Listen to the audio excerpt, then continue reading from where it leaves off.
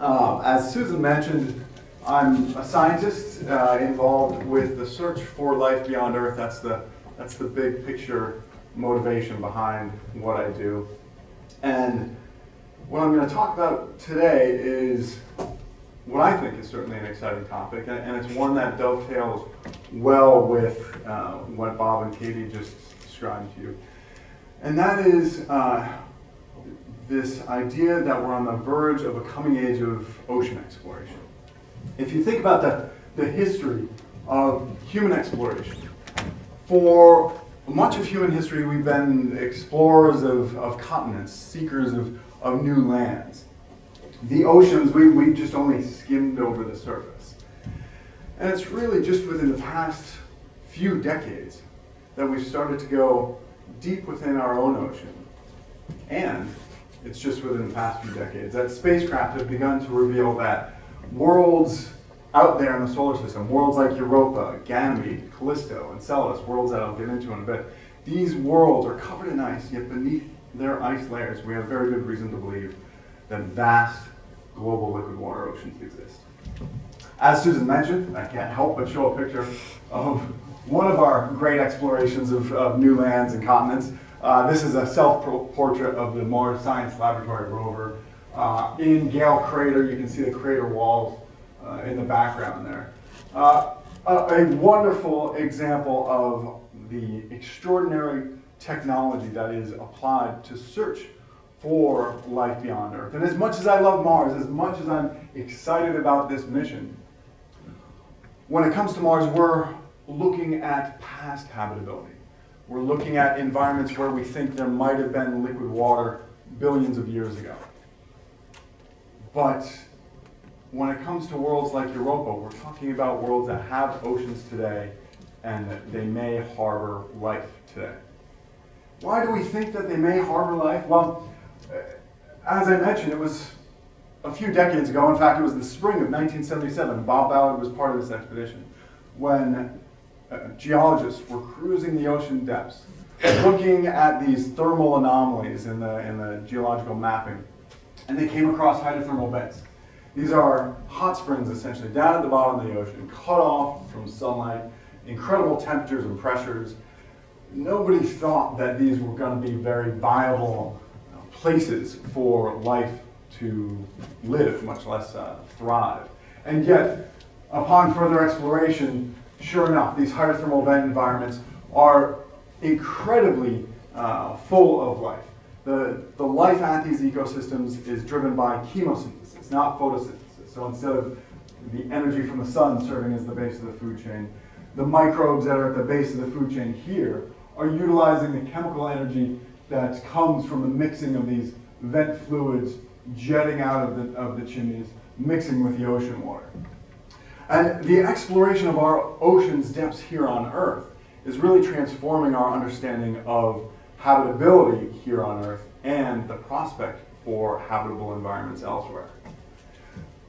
The exploration of our ocean's depths is still in its infancy. I was just recently part of an expedition this past spring, the James Cameron expedition, where Cameron went to the deepest depth of our own ocean, the Mariana Trench, 11 kilometers down.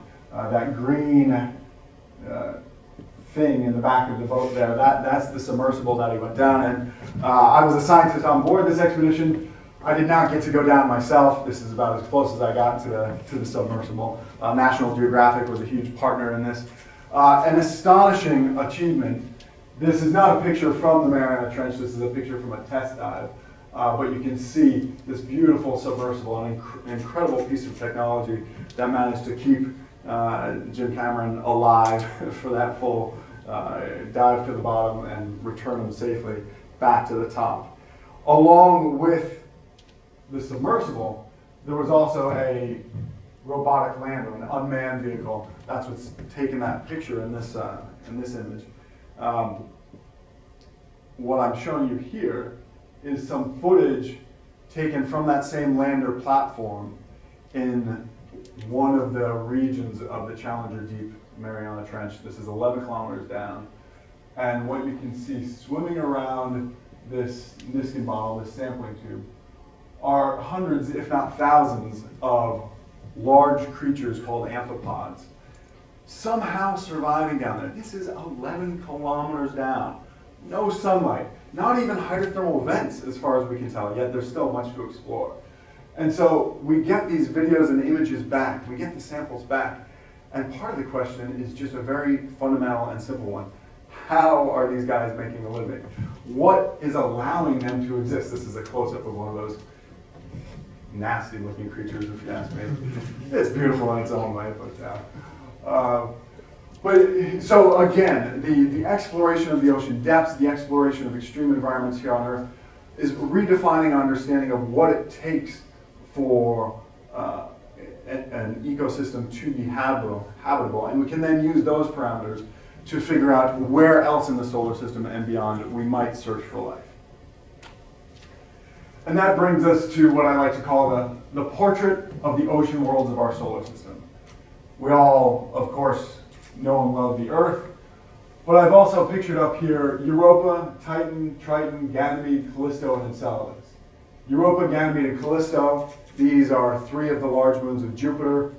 Titan and Enceladus, these are two of the moons of Saturn, and Triton is the moon of Neptune. These 6 moons, and there may be more, we just haven't explored enough yet, but these 6 moons, at least for the time being, are very strong candidates for subsurface liquid water oceans beneath their ice shells. And when I say liquid water, I mean good old-fashioned H2O. This is water that perhaps has some salt in it. In the case of Triton and probably Titan, there might be some ammonia dissolved into it. But for the most part, we're talking about good old-fashioned water. And the prospect of these oceans, these liquid water environments far out there in the outer solar system, is really changing our understanding of what it means for a planet to be habitable and where that habitable zone exists in the solar system. In the early days of astronomy and planetary science, there was this conception that in order for a world to be habitable, you had to be at just the right distance from your parent star, such that a liquid water ocean could exist on the surface in contact with a nice atmosphere. And so the Earth, Venus, and Mars served as this kind of Goldilocks scenario.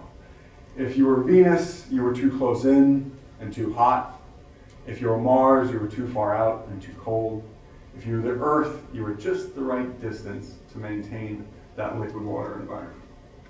But what these ice-covered ocean worlds like Europa are telling us is that this is an old Goldilocks. This is out of date. And there's a new Goldilocks of habitability that's mediated not by the distance from the parent star, but instead by dissipation of tidal energy. What do I mean by that? Well, this image is a beautiful example of that. What you're seeing here is Io, one of the moons of Jupiter. This is the innermost large moon. And Io orbits Jupiter and gets tugged and pulled like a little ball of taffy. And that creates all sorts of mechanical energy, which turns into heat. And that plume on the upper part of Io right there, that's a volcanic plume. That's a volcanic eruption. Io is the most volcanically active body in our solar system, more volcanically active than the Earth. And it's so volcanically active because of this tidal tug and pull. And the large moons of Jupiter form this kind of new Goldilocks, where you can think of Io as too tidally active. There's too much energy being dissipated. And so Io has lost any water that it once had. All those beautiful colors that you see there, the yellows, the oranges, the reds, the whites, those are all various forms of sulfur. Io blew off its water long ago. The outermost moon, Callisto, does have an ocean, but its ocean is likely trapped beneath an ice shell of some 100 kilometers in thickness or so. And its ice shell is very old. As you can tell by the little pock marks on it, those are impact craters. And to a planetary scientist, craters means old age. And so even though Callisto has an ocean, we think that maybe its ocean is too deep and perhaps not active enough in terms of chemistry and energy to maintain life. But those center two moons, Europa and Ganymede, and Europa in particular, we think might have just the right blend of tidal energy dissipation, radioactive decay, and water-rock interaction so as to maintain an environment that has been habitable throughout much of the history of the solar system and is potentially habitable today. We think that Europa's ice shell is maybe a few to maybe 15 or so kilometers in thickness. And just to drive the point home, the reason we think these worlds might be habitable, the sort of flag post to us, is that, of course, just about everywhere on Earth where we found liquid water, we found life. From the hot springs of the Rift Valley to the hydrothermal vents to the dry, cold rocks of Antarctica, life somehow finds a way. And whether it's extreme environments or extreme lifestyles, all life on Earth requires water. But coupled with that, and this connects to part of what I find very interesting and frankly profound about the search for living life elsewhere. Despite all of the diversity, despite the fact that Mick and Keith look a lot different from the little microbes that I study in Antarctica, they are very similar at the biochemical level. All life on Earth is connected by the same tree of life. All life on Earth works on the DNA, RNA, and protein paradigm. And part of what fascinates me is that the prospect of going to another place where liquid water and the conditions for habitability are right, and seeing whether or not there's another way to get the business of life done. Is DNA, RNA, and protein, is that the only game in town? Is there some other biochemistry? And that's where I think these ocean worlds of the outer solar system can help inform that question. So, how do we think we know that these oceans exist? The first thing to appreciate, of course, is that we build the tools and technology to get the exploration done. Shown here are two of NASA's spacecraft built at JPL. The one on the left there is the Cassini spacecraft. And this image was taken in the mid-90s. And you can see it's almost ready for launch. It launched in '97, went out to Saturn, got there in about 2004. And it's still orbiting Saturn, taking some of the pictures that I'll show you. The Galileo spacecraft shown in the upper right corner there, that was launched from the space shuttle back in '89, and that's actually a picture of it after deployment from the shuttle. And it took many years to get out to Jupiter, and it operated from the late '90s into the early part of the last decade, taking pictures and sending back data. And both these spacecraft, and any spacecraft that's in operation in our solar system, communicates that data through the Deep Space Network, one of the dishes of which is shown on the bottom right. Now, those dates that I just mentioned to you, you've got to appreciate that this kind of exploration is not for the faint of heart. The Cassini spacecraft launched in '97, and it'll operate until 2018. This is a generational exploration project. The team members with whom I work, they were my age when they started working on some of these missions. And now they're passing the baton off to the next missions, which I'll tell you a bit about in a few slides. So here's Saturn, a picture returned from the Cassini spacecraft. And in this image, you can see tiny little Enceladus. Enceladus, we think, has this liquid water ocean. And part of why we think Enceladus has this liquid water ocean is because when you look up close at Enceladus, you see these cracks, these blue stripes down on the bottom there. These are called the Tiger stripes. And if you look at this image, you can see a lot of craters in the northern hemisphere, which, as I mentioned, craters indicate surface age. So the northern hemisphere is dated to about 3.5 billion years in age. And yet the south polar region is essentially, there are essentially no craters down there. A zero surface age. And if you get just the right perspective on these tiger stripes, if you come in at an angle and get the sun reflection just right, this is what you see. And this is where you're supposed to ooh and ah. This, in my opinion, is one of the most astonishing pictures in the history of planetary exploration. What you're seeing here are water jets erupting out of these tiger stripe fractures. This is These are jets of water that we think are connected to a subsurface ocean, at least beneath the south polar region of Enceladus' ice shell. It might extend all the way around the globe. We just don't know yet. In fact, from a modeling and theory perspective, we don't understand why Enceladus might have a liquid water ocean. The tidal energy dissipation is actually somewhat insufficient to maintain that liquid water, and the radiogenic decay is also somewhat insufficient, but you can do a few, in my opinion, sort of special pleading arguments to get it to work. But despite the lack of fully vetted theory to understand this system, here it is. Here is liquid water jetting out of these fractures, and the Cassini spacecraft has come within 25 kilometers of the surface of Enceladus. It's come within 100 kilometers of these plumes. It's gone through and it's sampled this material.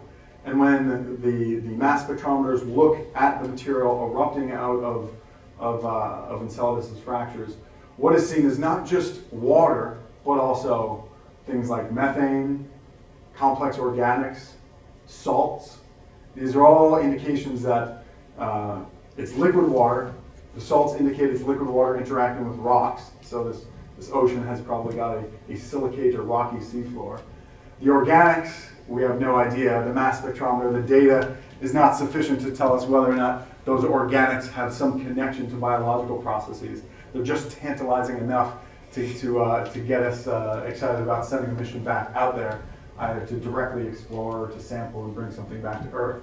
But here it is. Despite our lack of theoretical underpinning, the data indicates a liquid water region on this tiny little moon.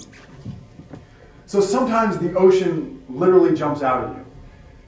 When it comes to Europa, I don't have time today to go into all the physics of why we think this ocean exists, but it's a combination of spectroscopy, understanding the surface, gravity data, carefully monitoring the spacecraft to understand the moment of inertia and internal mass distribution, and then finally magnetic field observations where Europa has got an induced magnetic field that arises from its interaction with Jupiter.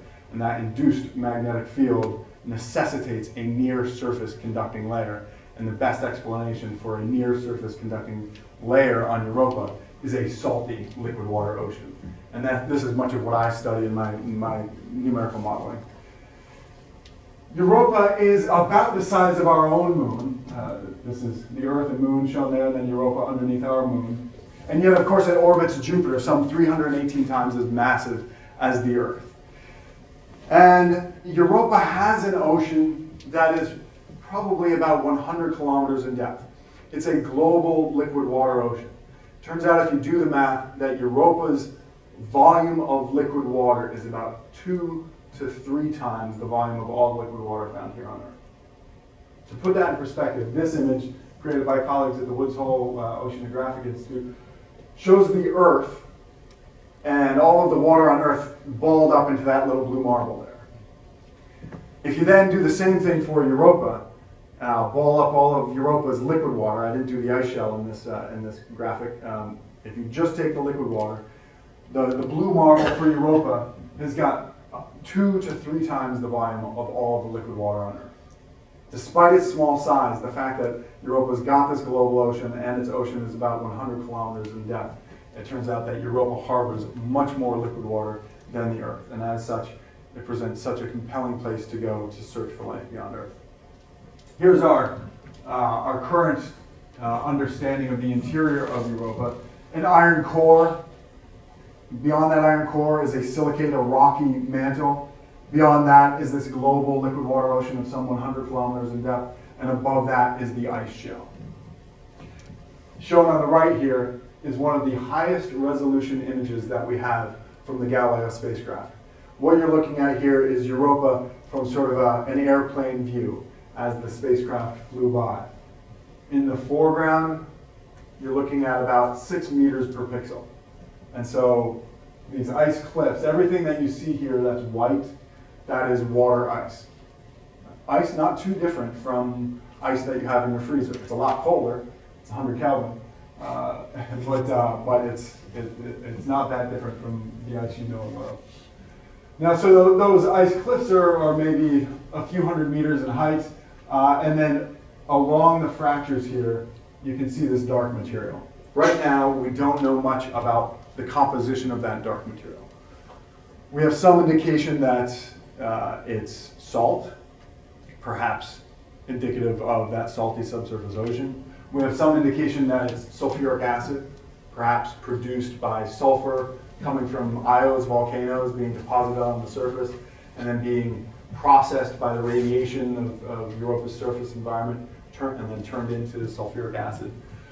We don't know whether or not that dark material contains any organics, whether or not that dark material contains any signs of life in that subsurface ocean. And that, of course, is what we would love to do with a future mission. And this animation is sort of my dream of dreams of what we might someday do. NASA has got on its books, and then at JPL we've studied this kind of mission. It's several missions away, but it's good to have that vision, to have that dream for what you actually want to do. We would coast in through those ridges, land on a nice flat piece of ice, and that might be quite a trick to find. And then we would deploy a melt probe, a probe that would have enough heat energy to penetrate down through that several kilometers worth of ice, leaving behind a communications tether so that the surface could send the data back to Earth. Then once it reaches the ocean, it'll let go of a cap and deploy an autonomous underwater vehicle that can go and explore Europa's ocean depths. And in this Hollywood version that Jim Cameron and crew made, we find hydrothermal vents on Europa, and around those hydrothermal vents we find these charismatic macrofauna that look like things from the movie The Abyss. As much as I would love to find something like this, I will be happy with the humblest of microbe, because that too will tell us whether or not there's some other way of getting the business of life done. Okay, so this is the vision of visions. What do we actually have in the somewhat near-term books? Keep in mind that near-term is a relative term here. An exciting prospect and an exciting, this is actually moving forward, and this is what's keeping me busy for much of my summer and the years to come, is the European Space Agency's Jupiter Icy Moons Explorer mission, aka JUICE. And this is a mission that the European Space Agency has given the green light to, and right now scientists like myself are building and proposing instruments to get bolted onto this spacecraft. It will go out, it will orbit Jupiter, it will fly by Europa, it'll fly by Callisto, and then it'll go into orbit around Ganymede to study Ganymede in great detail and figure out what's happening in its subsurface. On the NASA side, we're moving forward with trying to get the green light from headquarters and from our funders, the US government, to do what we're calling the Europa Clipper mission. This is a mission that would also go out and orbit Jupiter, but then it would make many flybys of Europa, and that's what these little lines around Europa are showing you, is the some 30 to 50 ground tracks that we'd be able to get as we fly by Europa and study it with ice-penetrating radar, spectroscopy cameras, mass spectrometers. Very exciting missions. The European Space Agency mission, even though it's got the green light now, it won't be launched until 2022. And this mission, if it gets the green light in the next couple of years, would launch in that same time frame. Maybe as early as 2020, but more likely probably in that 2022 time frame. And then they get to Jupiter and Europa and Ganymede in the 2028 time frame. So again, not for the faint of heart, but these are big questions, and it takes a long time to build the technology and the tools to go out and do this. This is just the beginning. Beyond our own solar system, of course, we are now learning about planets around other stars.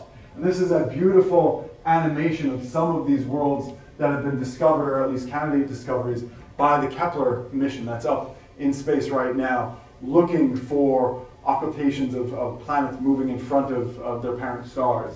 And so this is a representation of all the planets. When I look at an animation like this, I think of all those Jupiter-mass planets or Saturn-mass planets, and the many moons that they may have. Because of course, again, if you think about the volume of liquid water, even though we know and love the Earth and all of the inhabitants here, it turns out that Earth may actually have just a small fraction of the habitable ecosystem within our own solar system. The total volume of liquid water in those 6 ocean worlds that I showed you before is roughly 100 times that of all the liquid water on Earth. And so much of the habitable real estate in our own solar system may be deep within these ocean worlds of the outer solar system. And in fact, much of the habitable real estate in our entire universe might be in these ice-covered ocean worlds where the habitability is mediated not by distance from your parent star, but instead by tidal energy dissipation and radiogenic decay. I want to close with one of my favorite all-time images from space exploration. It's an image captured by the hand of none other than Galileo. An image that was captured some 400 years ago. And by carefully looking at Jupiter, shown here as that center circle, and mapping the little stars around Jupiter, which we now know are the moons of Jupiter, Galileo carefully tracked these stars. And by seeing that they moved night by night, he realized that they were moons. Moons that we now call Io, Europa, Ganymede, and Callisto. By carefully tracking these moons and understanding that they were moons of Jupiter, and Jupiter was a planet that orbited the sun, Galileo helped put the final nail in the coffin of Aristotelian cosmology, this idea that, of course, the Earth is at the center of everything. And he opened up the window to the Copernican revolution, helping us understand that we orbit the sun is a star, and when we look up at night, the stars that we see are suns, and they too might also have planets. And in the decades and centuries after Galileo, we would learn that the laws of physics, as we know and understand them here on Earth, apply not just here on Earth, they also apply to worlds and wonders elsewhere. And with the advent of spectroscopy, we would come to understand that the principles of chemistry apply not just here on Earth, but also to worlds and wonders beyond.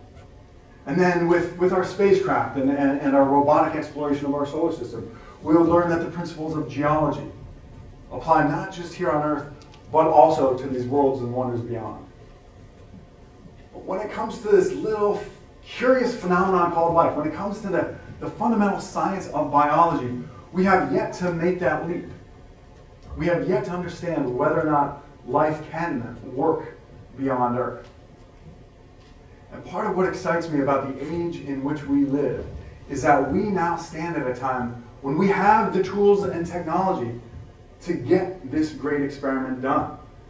We have the ability to go out and see whether or not life lives beyond Earth.